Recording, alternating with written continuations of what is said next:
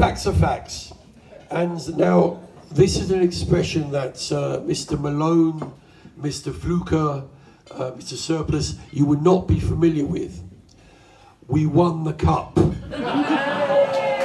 Not once, not twice, but 6 times. We won it in 1976. A game which will be remembered not only for my magnificent drop goal, or even for Gus's 2 tries underneath the posts. It will be remembered for a memorable pub crawl that the CSR guys took us out on around every pub in Christianstown. Actually, I don't know why I'm calling this memorable, because I don't remember anything about it. But, we won the cup again in 1977. We reached the final in 1978. That game was won 6-0 by the referee. We won it again in 1979, 1980 and 1981, and again in 1989. The 1989 game will be remembered. I was talking to Jens about this. The 1989 game will be remembered because we beat Frederiksberg. Not only did we beat Frederiksberg, we beat them 9-4. Not only did we beat Frederiksberg 9-4, but Jan Andersson, who is now a coach of the national side, he missed every single kick at goal.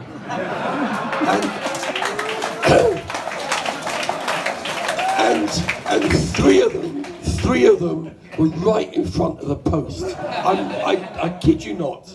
So you might want to remind Jan Andersson about that the next time you see him.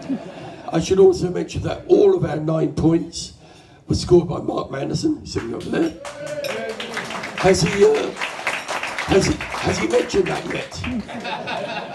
Don't worry, he will. He will, don't worry. He missed today. We also supplied, and I looked this up, we also supplied 20 players to the national side during this time. And we also became the Danish national sevens champions 5 times in a row. But it was also the time when we branched out into other things. The Exiles ladies actually started around this time. Although, of course, in those politically correct times, we didn't have to call them Exiles ladies. They were called the Sexiles. And the Sexiles, thank you, Heather, for the part you played in starting the Exiles. You were never beaten in that time, were you? No. Never. Spanked a few times, but not beaten. We also, I have to say, we also started a football club.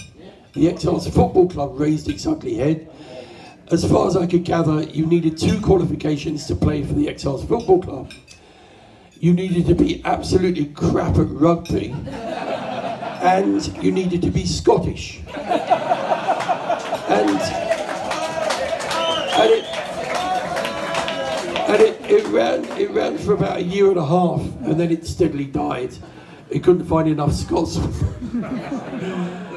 We also at this time, and I'm really happy that we don't have any photographic evidence of this, because it would put you off your food if we had any. We were the all-Ireland nude snooker champions. Okay.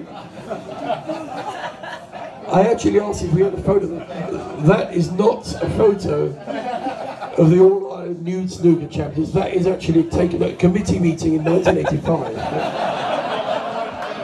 where, as you can see, we are airing our differences.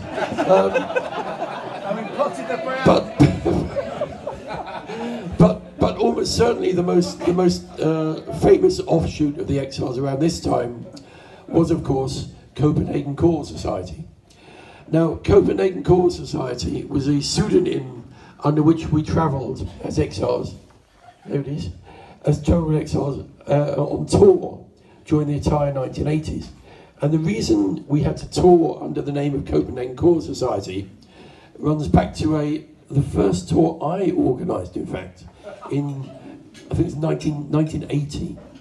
And it was a time when the IHG group, the Imperial Hotels group, had a deal with DFDS.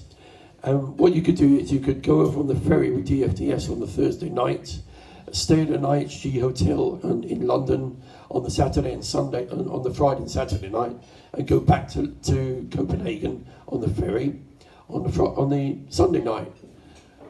Thursday, Friday, Saturday, Sunday. So it's ideal for a rugby tour, right?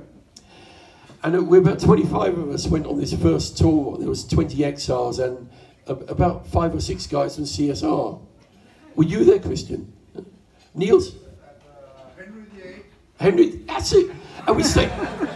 God, he's got a memory like an elephant, that's Niels. We stayed at the Henry VIII Hotel in Bayswater, and I mean, we got there, and it was great. I mean, we got over there sort of okay, you know. And the first thing that happened is a couple of the guys checked in at the hotel, and the rest of us, Niels included, we went down to the bar, and the bar was in the cellar, and it was next to the swimming pool, which is not a good combination on rugby tour. And I'd been in the bar about half an hour when over the tannoy you hear, Mr. Morton from Copenhagen Exiles, please report to reception. So I wandered up to reception and she said, Mr. Morton? I said, yes. She said, Copenhagen Exiles? I said, yes. And she said, one of your party is travelling up and down in the lift, pretending to be a lift porter. And I said, yes. And she said, he's dripping wet. I said, yes. So, and he's stark naked. I said, so go and deal with that. So, no names mentioned, but it was Keith O'Connell. And anyway, we sorted that out, and back down in the bar, and about 2 hours later I checked in and the rest of it, and I'm down in the bar, and by this time, all the CSR guys are in the pool, in the swimming things, balancing pints of beer on their head and everything. And it was like, and I'm sitting in the bar and I'm watching the scene, it's like in slow motion. And I can see Ola, the cook, Ola from CSR, I remember him. And Ola's in his swimming tops and he's running along the side of the pool. And he's being chased by Paul Whittle, who's fully clothed and soaking wet. And in front of them, and Ola's looking over his shoulder, laughing. And in front of him is a waitress carrying a tray of drinks. And Ola went straight into the waitress, and the waitress went flying off in one direction, and the tray of drinks went up in the air. And Ola, demonstrating a skill that I've never seen him demonstrate on the rugby field, he caught the tray and all the drinks as they were coming down, and I swear he didn't spill a drop. Unfortunately, the waitress wasn't so lucky and she ended up in the pool. Followed by at least 4 fully clothed exiles who dived in to save her. At that point I thought it's probably a good time to go out and have a beer. And I got halfway out of the hotel, and over the hotel public address system with Mr. Morton from Copenhagen Exiles, please report. Now this happened about at least 10 times when I was there. And when we were actually leaving the hotel, we were standing on the pavement outside, waiting for the coach to take us back to Harwich. And we were outside the hotel, and I heard once again, Mr. Morton from Copenhagen Exiles, please. Okay, I was quite used to it at this stage, and I walked back into the hotel, and there's the hotel manager waiting for me. And he said, Mr. Morton? I said, yes. He said, Copenhagen Exiles? I said, yes. He said, don't you ever come back to this hotel. So, we got back to Copenhagen at the following committee meeting. Copenhagen Core Society was born. And Copenhagen Core Society was the name under which we travelled. We travelled all over the place. We went to Ireland, and we went to Paris, and we went to Poland, and we went to Germany.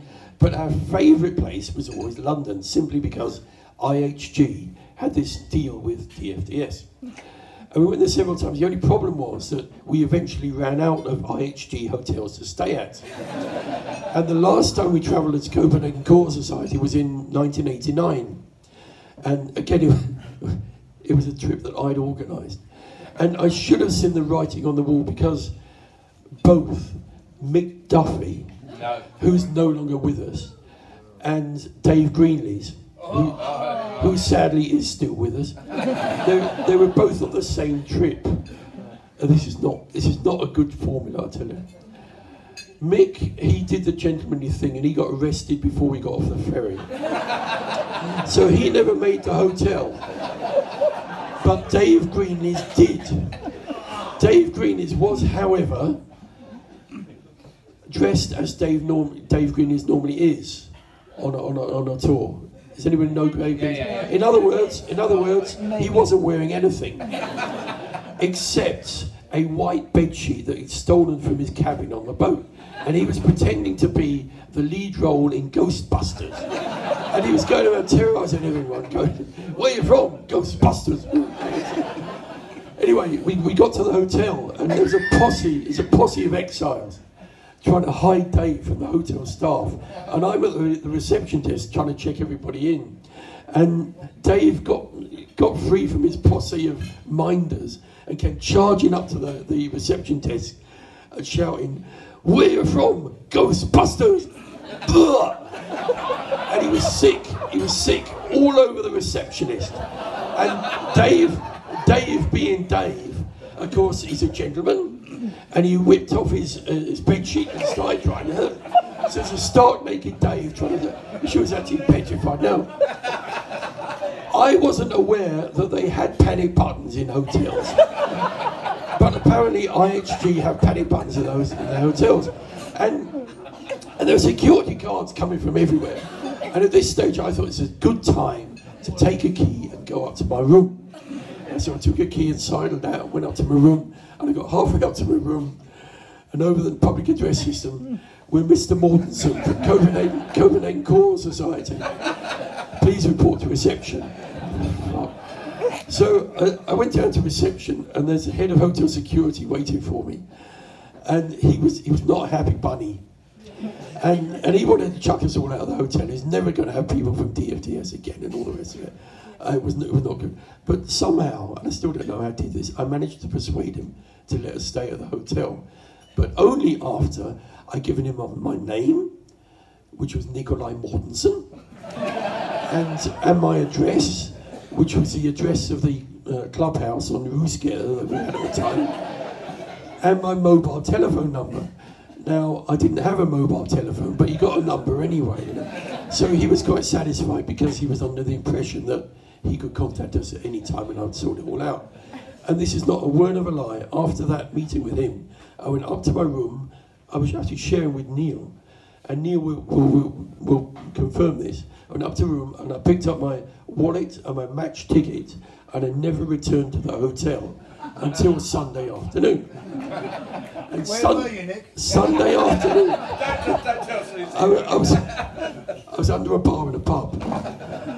And Sunday afternoon, I got back to the hotel and came up and got my bag and got outside to the hotel, waiting for the coach to take us back. And sure enough, over the hotel public address system, with Mr. Mortensen from Copenhagen Core Society. I thought, no, I'm not going to do this. Got back to Copenhagen, and sure enough, there's a letter from the IHG group waiting for us. And it was actually banning Copenhagen Core Society permanently from all IHG hotels. So I was a little bit, this is not good. So, a little bit disappointed about this. And I took the letter to the following committee meeting and I showed it to Roland and I said, "Roland, what are we going to do about this?" And I remember Roland reading the letter and he was going, "Oh, that's all right." And he showed it to Jimmy Brown, and Jimmy Brown went, "Yes! We should get this framed." Lads, I said, we got a problem here because we can't travel under the name of Copenhagen Core Society anymore. And Jimmy says, that's not a problem. He says, next time we go on tour, we call ourselves Speed Rugby Club.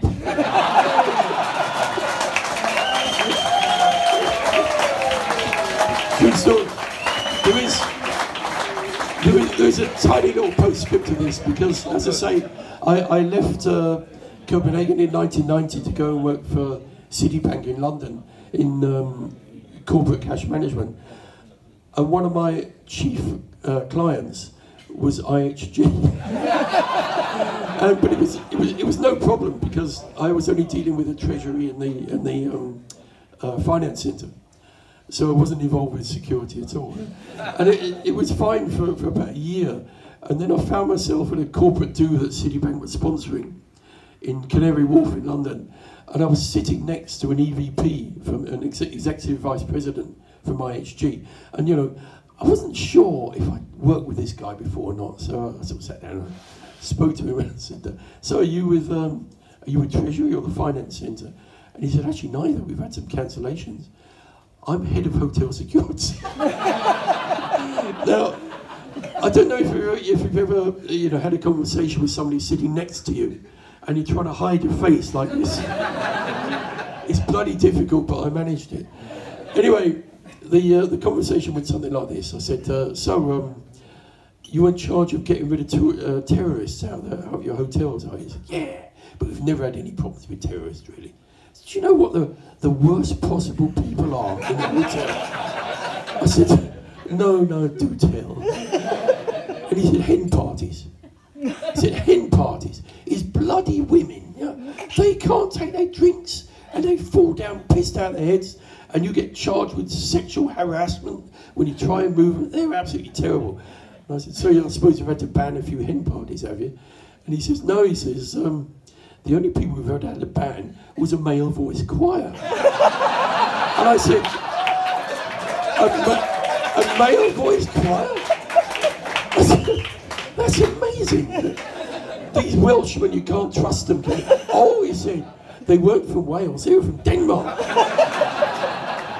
Copenhagen Court Society, they were called." "Oh, really? Copenhagen Court? Yeah, Copenhagen Court Society." He said, "But I'll tell you what," he said, "I don't think they were a court society at all. I think they were a football club." And that is a true story. So, ladies and gentlemen,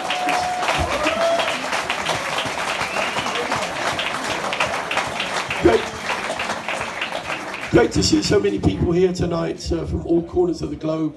Really wonderful. I'd like to propose a toast. Thank you, everybody. I don't think there's anybody here who's not either played for or supported or given support to somebody who's played for the Exiles over the last 50 years. From the bottom of my heart, thank you for everything you've done for the Exiles over the last 50 years. And may I propose a toast to the next 50 years. Thank you. Cheers. Next 50 years. Cheers. Cheers. Maybe, Nick. Maybe. No, maybe.